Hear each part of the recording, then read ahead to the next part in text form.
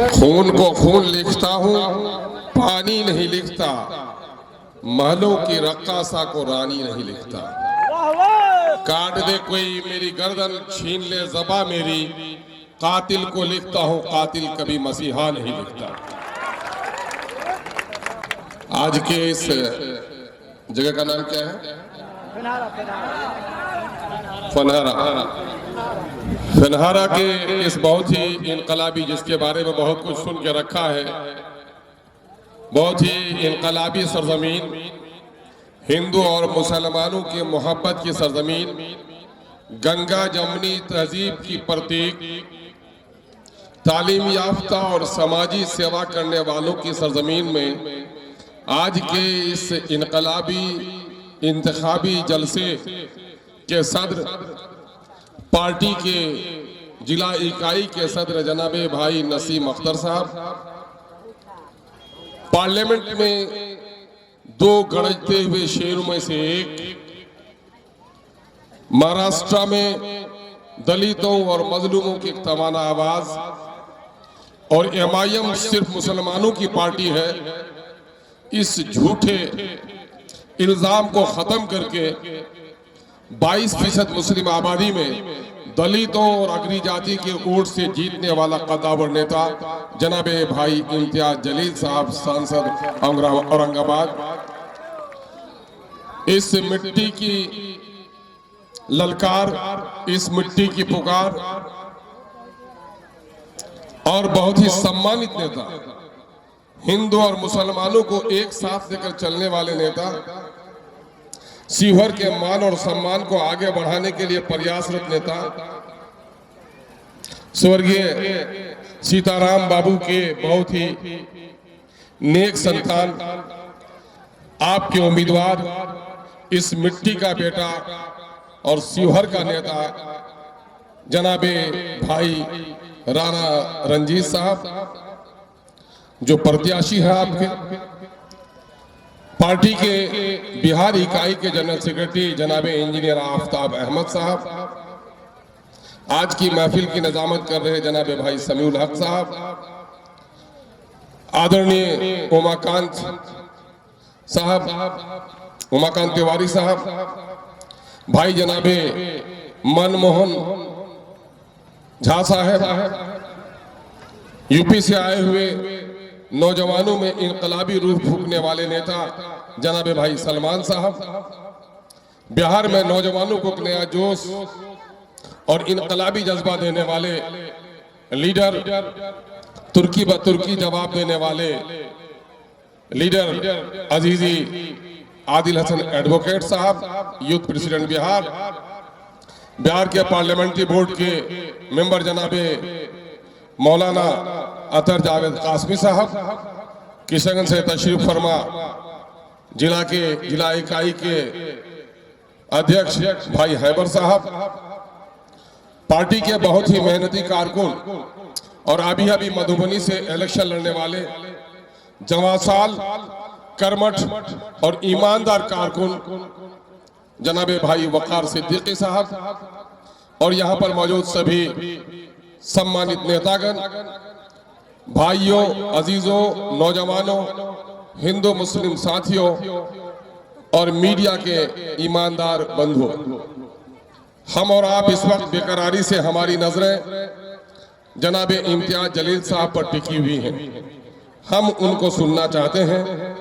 हम उनके दरमियान में और आपके दरमियान में बहुत मोटी दीवार खड़ी करने का इरादा नहीं रखते। हम इस वक्त दो तीन बातें आपसे कहने के लिए आए हैं। एक बात मुस्लिम भाइयों से और दूसरी बात अपने नॉन मुस्लिम भाइयों से। पहली बात तो मुसलमानों को यह कहने आया हूं कि आपने एमपी और एमएलए का वोट जब भी दिया है, आपकी एक ही नियत है, सरकार बनाएंगे। रंज हो गए तो सरकार गिरा देंगे। बैरिस्टर असदुद्दीन ओवैसी का एक पैगाम लेकर आपके दरमियान में आया हूं कि जिस वोट में इतनी शक्ति है कि सरकार बना सकती है, सरकार गिरा सकती है, अगर अक्ल और खीरत से अपने वोट का इस्तेमाल किया तो ये वोट आपके इलाके की तस्वीर बदल सकती है। आपने अगर अक्ल और खीरत का इस्तेमाल किया तो ये वोट आपके नस्लों की तकदीर बदल सकती है। आज पूरे मुल्क में सबसे महरूम, सबसे मजलूम, खौफ के आलम में जीने वाली आबादी का नाम मुस्लिम आबादी है। और मोदी के नफरत की आग ने तो पूरे देश की मर्यादाओं को जला रखा है। मोदी ने जो नफरत की आग सुलगाई, मंदिर और मस्जिद के झगड़े पर अपनी रोटी सेकी, कांग्रेस के पेट से ही जिनका जन्म हुआ, इन दोनों ने मिलकर इस देश को बर्बाद किया है। और सिर्फ मस्जिद के टूट जाना, मंदिर का झगड़ा पैदा कर देना, यही इस देश की बदनसीबी नहीं है, बल्कि इस देश की बदनसीबी ये है कि बरसों से हमारे पुरखों की, हिंदू और मुसलमानों की जो प्रेम थी, मोदी ने और नफरत के सौदागरों ने हमारी आपसी मोहब्बत को भी खत्म कर डाला है। समाज जब से है, भाई भाई में मतभेद और समाजी तनाव होता है, लेकिन मजहबी तनाव ने समाज को बर्बाद किया है और उसने आगे बढ़ने से लोगों को रोका। पिछले 10 सालों में तरक्की की सारी राहें बंद कर दी। आज जंगलों में जाकर दरिंदों के दरमियान में भी आदमी इतना खौफ महसूस नहीं करता जितना एक जाति का आदमी दूसरी जाति के बस्ती में जाकर खौफ महसूस करता है। मेरे भाइयों, इस खौफ से निकालने के लिए मातम नहीं करना पड़ेगा। मातम करने से न तकदीर बदलती है, न तस्वीर बदल सकती है, न बद्दुआओं से दुश्मन का कोई हल होता है। मेरे भाई, इस वक्त तदबीर करने की जरूरत है और वो तदबीर का पैगाम एमआईएम आपके दरमियान में लेकर आई है। इस मुल्क में मुसलमानों के बाप दादाओं की निशानी ताजमहल, लाल किला, कुतुब मीनार, न जाने कितने पत्थर के टुकड़े हैं। कोई इतिहासकार न लिखे नहीं देखे, पत्थर चीख चीख कर ये कह रहा है, ऐ मुसलमानों तुम गर्दन झुका के जी रहे हो, तुम्हारे बाप दादा की विरासत तुम्हें गर्दन उठाने की आवाज दे रही है। और ये भी सच है कि जिस जमाने में ये तारीख साज इमारतें बनी हैं, उस दौर के इतिहास को पढ़ लो कि राजपूतों में और मुसलमानों में पुरानी दोस्ती रही है और राजपूत समाज ऐसा रहा है, उन्होंने हमेशा सामाजिक सौहार्द का साथ दिया है। और इक्के दुक्के मामले को छोड़कर अगर आप देखेंगे सामाजिक समरसता को अगर किसी ने बढ़ाया है तो राजपूत समाज ने बढ़ाया है। मुसलमानों, आज जो ये हाल आपका है, आपका हाल इसलिए नहीं है कि आपके यहाँ आलिम कम है। आपका जो ये हाल हो रहा है, आपके शरीयत पर हमले हो रहे हैं, इसलिए नहीं है कि आपकी मस्जिदें कम है। आपकी मस्जिदों के मीनारे बड़े बुलंद हैं, मदरसे आलीशान है, उलमा की बड़ी तादाद है, लेकिन इस जमहूरी मुल्क में जीने के लिए आपको अपनी सियासी क़यादत चाहिए थी। आपने सियासी क़यादत से अपने आप को महरूम कर दिया है। जो बात हम आपसे कहने आए हैं वो ये कहने आए हैं, मामू, खालू, फूफा, वक्त का वजीर हो, जमींदार हो, तीनों मर जाए बैक वक्त, बच्चा यतीम नहीं होता है। बाप ठेला चलाए या लकवा के बिस्तर में हो, जिस दिन बाप दम तोड़ देता है बच्चा यतीम हो जाता है। जिस तरह बाप के मरने से बच्चा यतीम हो जाता है, ठीक उसी तरह से जिस कौम का कोई लीडर नहीं होता वो कौम भी यतीम हो जाती है। एमआईएम यही पैगाम देने के लिए आपके दरमियान में आई है कि यतीमी के इस दौर से निकलो और अपने सफों में लीडर पैदा करो। जिस तुम्हारा 70, 80, 90 किलो का हो, तुम्हारे दोनों जानू पांव कट जाए 30 किलो के, एक लंगड़ा इंसान कहलाओगे। दोनों बाजू कट जाए 10 किलो के, एक लूला इंसान कहलाओगे। लेकिन गर्दन कट जाए तो फिर इंसान नहीं, लाश कहलाओगे। जिस तरह जिस्म में गर्दन नहीं है तो वो लाश है। जिस कौम का कोई लीडर नहीं वो लाश के मानने है। अवैसी ने यही पैगाम दिया है, न करबल में, न मक्तल में, न शाह के आगे मोमिन झुकता है फकत अल्लाह के आगे। आज हम इस गर्दनों को उठाकर जीना चाहते हैं और ये कब होगा? जब आपकी लीडरशिप होगी। मैं मुबारकबाद देना चाहता हूँ राणा रंजीत जी को कि राणा रंजीत जी ने देश के सुलगते हुए मसाइल को, कोई ये कहता है सबका साथ सबका विकास, लेकिन ये जुमलाबाज पूरे देश का विनाश करके मुट्ठी भर लोगों का विकास किया है। मोदी के वादों के झूठे होने में उतना ही सच है जितना कौवा के काला होने में सच है। मेरे भाई, दूसरी तरफ ये कांग्रेस कह रही है कि हम नफरत की जगह पर मोहब्बत का पैगाम लेकर आए हैं। जिन लोगों ने मुसलमानों को गालियां दी, जिन्होंने कोरोना फैलाने का इल्जाम लगाया, ऐसे लोगों को हमारे सर पर तुमने थोप कर कहा कि तुम मोहब्बत की दुकान, नफरत की दुकान के सौदागर तुम भी रहे हो। नफरत को तुमने भी फैलाया है। तुम्हारा कौल तुम्हारे अमल के मुताबिक नहीं है। अगर आज नफरत को मिटाने की कोई ताकत है तो अदल है, इंसाफ है। उसी इंसाफ के क़याम का नाम बैरिस्टर असदुद्दीन अवैसी है, मजलिस इत्तेहादुल मुस्लिमीन है। और आज इसके लिए अगर कदम किसी ने बढ़ाया है तो 2 कदम आगे बढ़कर अगर कोई आया है तो राणा रंजीत ने आकर आज बैरिस्टर असदुद्दीन अवैसी को अपना लीडर जाना है। मुसलमानों, कदर करो इस नौजवान की। आज मुसलमानों का एक तबका दलालों का है जो बस्ती में लोगों के वोट का सौदागर है। कांग्रेस और राजद के लोग उनको पहचानते हैं। उनके बेटे को नौकरी हो जाती है, उनकी माँ का ऑपरेशन अच्छे हॉस्पिटल में हो जाता है, लेकिन बस्ती के जिन वोट का वो सौदा कर लेता, उस गरीब का कोई मसला हल नहीं होता है। ऐसे ही मुट्ठी भर लोग आज कांग्रेस में और राजद में है जो आपको फसला रहे हैं, भटका रहे हैं, बहका रहे हैं, क्योंकि वो समझते हैं कि एमआईएम अगर आ गई तो मेरी चौधराहट नहीं चलेगी। बच्चा बच्चा अवैसी के पैगाम से यह इनकलाबी हो जाएगा, फिर मेरी कोई औकत बाकी नहीं रहेगी। आज वो लोग राजद को जिताने के लिए नहीं, अपनी चौधराहट को बचाने के लिए लड़ाई लड़ते हैं। अपनी चौधराहट को नहीं, गरीब और मासूम अवाम पर जुल्म का शिकंजा कसने की लड़ाई लड़ते हैं। आपको जो लड़ाई लड़नी है तो इन जालिमों के खिलाफ भी लड़नी है, इसलिए कि जो दलाल होता है वो डाकू से बड़ा जालिम होता है। डाकू रात को डाका डालता है, लेकिन दिन को झूठी बातें करके ये दलाल दलाली के जरिए समाज को बर्बाद करता है। आज राणा रंजीत ने अपने गले पे एमआईएम का टिकट रखा। मेरे भाई, मुबारकबाद दो इस नौजवान को, जहां मुसलमानों का एक बड़ा हिस्सा भी इसको मुसलमानों की जमात कहने के लिए तैयार नहीं है, वहां राणा रंजीत ने इसको हक की आवाज से पुकारा है और एमआईएम का टिकट अपने गले में डाला है। अब तुम्हारा फर्ज है मुसलमानों कि इस मुल्क में मोमिन, हिकमत मोमिन की खोई हुई पूंजी है। जब मिले जहां से मिले उसे अपना लो। इस मुल्क से इज्जत रहना चाहते हो तो तुम्हें इस मुल्क के दूसरे बासिंदों से मुफाहमत करनी पड़ेगी। और आज मुफाहमत का कदम अगर एक राजपूत के बेटे ने आगे बढ़कर किया है तो 4 कदम आगे चलकर उनको गले लगाने का काम करो और ये साबित कर दो कि हमने अपना लीडर तस्लीम कर लिया है बैरिस्टर असदुद्दीन अवैसी को। बैरिस्टर असदुद्दीन अवैसी ने जिसको टिकट दिया है वो हमारा नेता होगा। जब आपका वोट मिल जाएगा इनको तो 2025 में देख लेना कितने दूसरे लोग आपके पास आएंगे कि मुसलमानों ने अपना लीडर बैरिस्टर अवैसी को मान लिया है, अवैसी के कहने पर राणा रंजीत को लोगों ने वोट दिया है, तो फिर आपकी क़यादत खड़ी हो जाएगी। हम हुकूमत बनाने का दावा नहीं करते, लेकिन हाँ, हुकूमत में आंख पे आंख डालकर बात करने के लिए ताकत की जरूरत है। मेरे भाइयों, इस वक्त जो बीजेपी के बिलमुकाबिल बीजेपी से पूछो इनके पास जवाब क्यों नहीं है। इसने अपना नुमाइंदा बदल क्यों दिया? रीगा का चीनी मिल का क्या हुआ? फुलबड़िया में और बेलुआ में घाट पर पुल का निर्माण क्यों नहीं हुआ? चलिया बाजार की सड़कें क्यों नहीं बनी? नौजवानों की बेरोजगारी क्यों नहीं रुकी?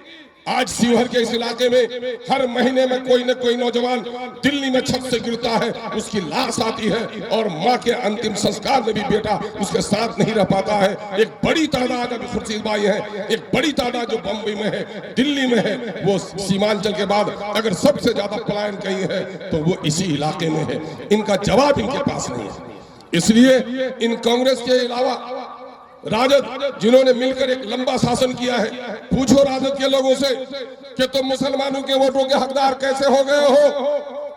बाबरी मस्जिद हमारी तोड़ी गई, उसका काम मुसलमानों को है, लेकिन मुसलमानों की एक जमात उठी थी एमआईएम के नाम से और उसके 4 विधायकों को अगर तुमने कत्ल किया है तो तुमने किया है, तो मुसलमानों की क़यादत के दुश्मन है कि नहीं है?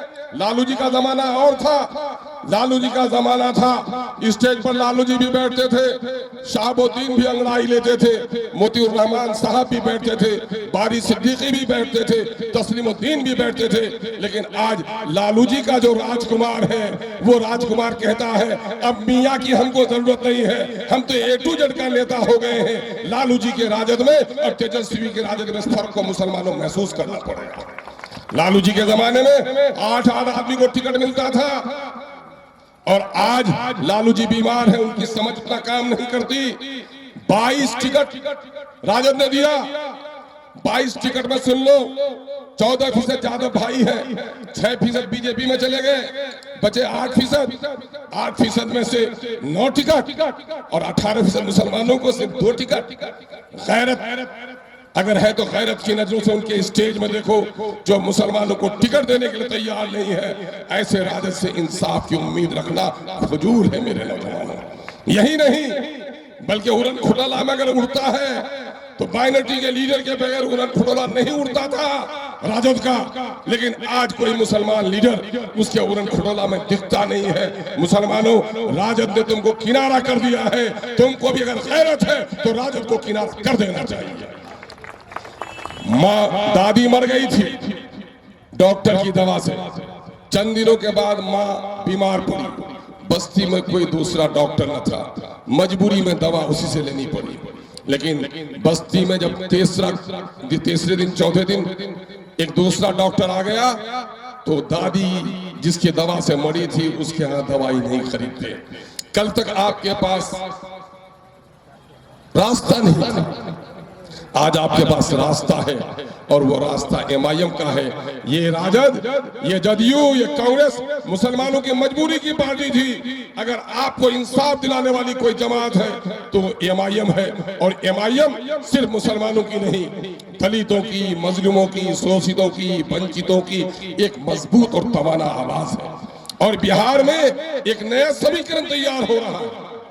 चूंकि मुसलमानों ने धोखा खाया, अभी जो जाति आधारित गणना की रिपोर्ट आई है उसके मुताबिक बिहार की आबादी 13 करोड़ हो गई। इस 13 करोड़ में 2 करोड़ 31 लाख मुसलमान हैं।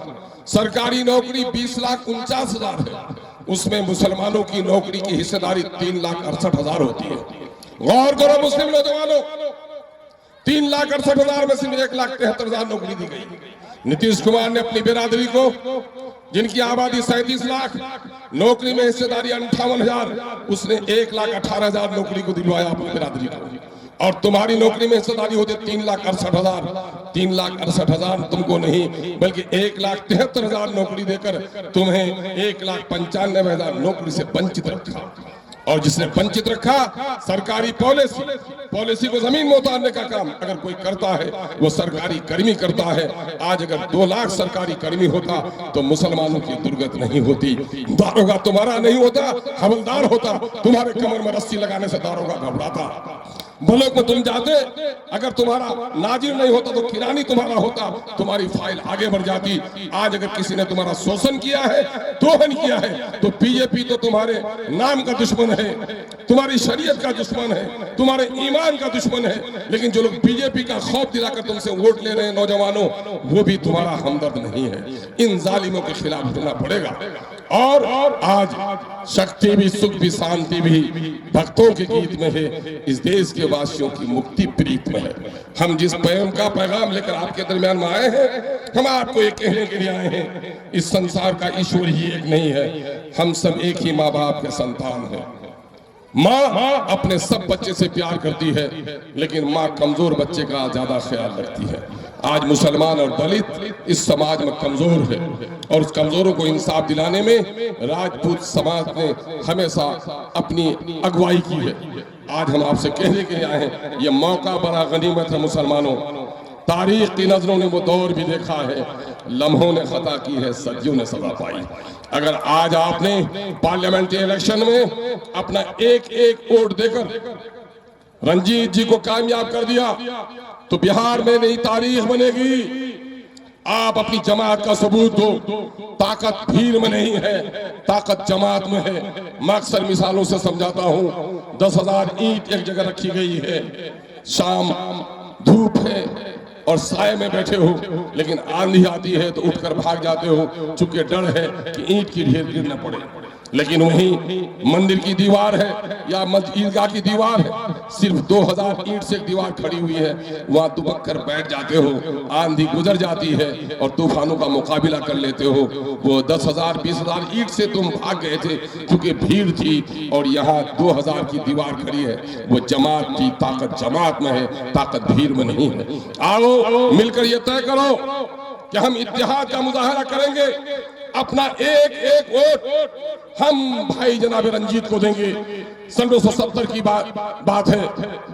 उस वक्त जो फिरका परस्त लोग हैं, सांप्रदायिक शक्तियां हैं, भाजपा का जन्म नहीं हुआ था। उस वक्त एक पार्टी थी जनसंघ। जनसंघ के उम्मीदवार को वोट दिया किराने की दुकानदार चौकीदार चौक पर।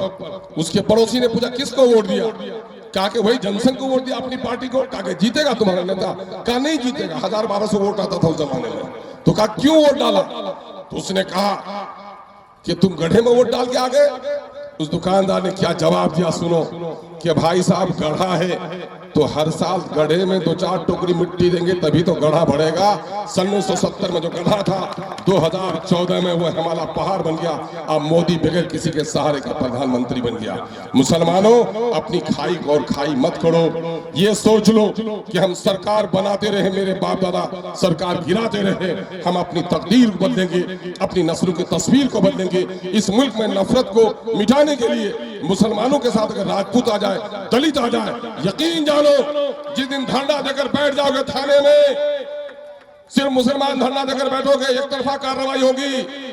जिस दिन दलित भी होगा, राजपूत भी होगा, तो किसी थानेदार की बाप की मजाल बेकसूरों के कमर में रस्सी लगाने की नहीं होगी। इसलिए कहता हूं, वोट वोट नहीं है, तलवार है। ये तलवारों को वोट, अब देंगे इन बेईमानों को वोट। अब अपनी पार्टी अपना वोट, अब अपनी पार्टी अपना वोट। इनकलाब, इनकलाब, बेनिसाजुद्दीन अवैसी, बेनिसाजुद्दीन अवैसी, राणा रंजीत, राणा रंजीत, पतंग का निशान।